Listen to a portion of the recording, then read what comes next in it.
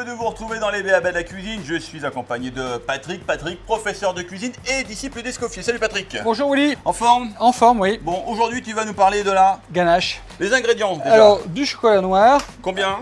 Là, on a donc 200 g de chocolat, Ouais. 200 g de crème fraîche Ouais. et on a du beurre, 60 g.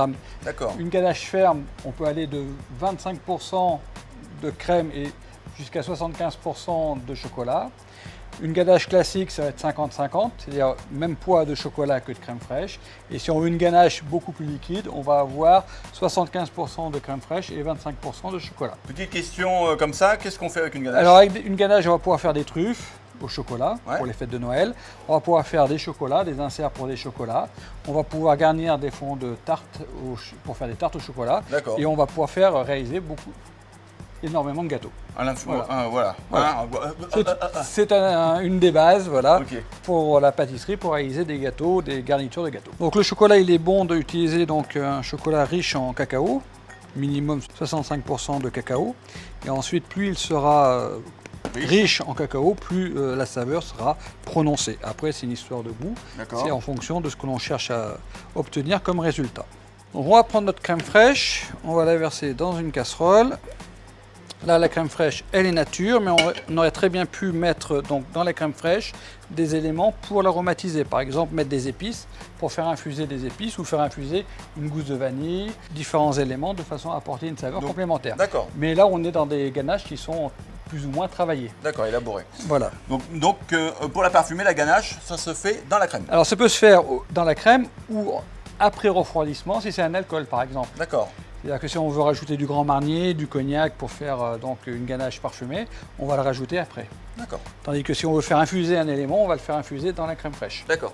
Ah, le petit frémissement Oui, commence. donc là voilà, on attend qu'elle se mette bien à bouillir, de façon à ce qu'elle soit suffisamment chaude pour faire fondre notre chocolat. Alors on va l'incorporer en plusieurs fois, de façon à avoir une bonne homogénéité et ne pas avoir une ganache qui tranche. Soit elle est bien granuleuse, soit elle tourne en quelque sorte. Mais il faut que la crème soit suffisamment chaude pour pouvoir faire fondre toute la masse de chocolat qu'il y a à faire fondre. Alors le chocolat est un texturant, c'est pour ça qu'en refroidissant, notre ganache va durcir également. On va ajouter le beurre, qui est déjà bien ramolli. Alors l'intérêt de rajouter le beurre, qu'est-ce qu'il apporte? Donner de la brillance et de l'onctuosité, du moelleux. Et ensuite, en fonction des utilisations, soit on va l'utiliser à chaud, par exemple pour garnir une tartelette au chocolat, Ouais. et ensuite on va laisser prendre l'appareil donc à température, soit on va la garder dans un endroit réfrigéré de façon à pouvoir la travailler ensuite sous forme de truffe par exemple. Terminé Patrick? Oui, tout à fait. Notre ganache est prête à utiliser, donc comme je t'ai expliqué, plein d'utilisations à partir de la ganache, et également on peut bien sûr fourrer des macarons. Voilà, Au réfrigérateur maintenant? au réfrigérateur, une quinzaine, vingtaine de minutes, de façon à lui donner du corps, la texture. Chers amis, à très vite. Bye bye. À bientôt, au revoir.